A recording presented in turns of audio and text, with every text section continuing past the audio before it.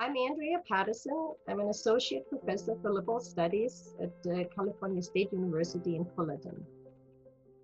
Thank you, Andrea. So, for your chapter of the Shapes of Epidemics and Global Disease titled Epidemics of Inequity Challenging the Racial Predisposition Hypothesis, what would you say is your research question for that chapter?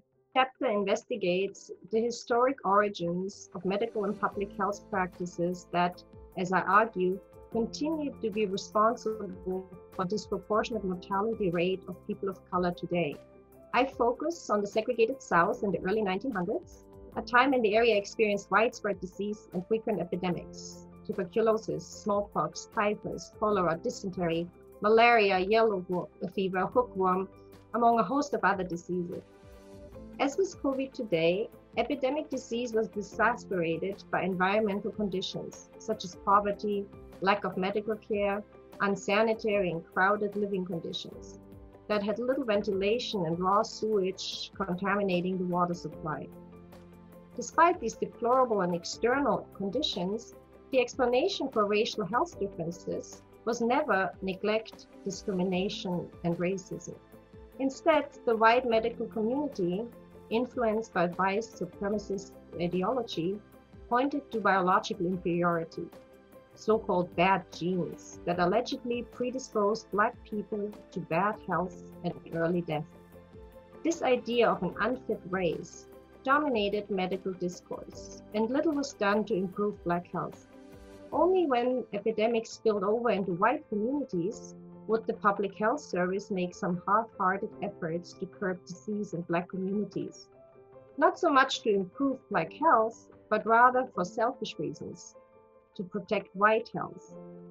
However, as Black people performed essential services, it became clear that germs do not observe the color line. Increasingly, disease germs posed a danger to both the Black and the white communities. And as a result, public health services began gradually and slowly, and often reluctantly, to include Black people for the first time. And Black health made unprecedented advances. Deaths from tuberculosis, for example, dropped by 20%, infant mortality by 58%, and many contagious diseases nearly disappeared by the 1950s. Would you say your research question is important and relevant? We should learn from our failures and successes of the past. We find ourselves in a new age of infectious diseases today. AIDS, Ebola, Zika, SARS, MERS, COVID-19. People of color, as we've seen, suffer and die in much higher numbers from COVID-19, but they also die from AIDS and from a host of non-communicable epidemics such as diabetes, hypertension, asthma, and cancer. We don't acknowledge enough, and we certainly don't effectively address the lack of healthcare, economic resources, and political power that is responsible for pre-existing and untreated conditions.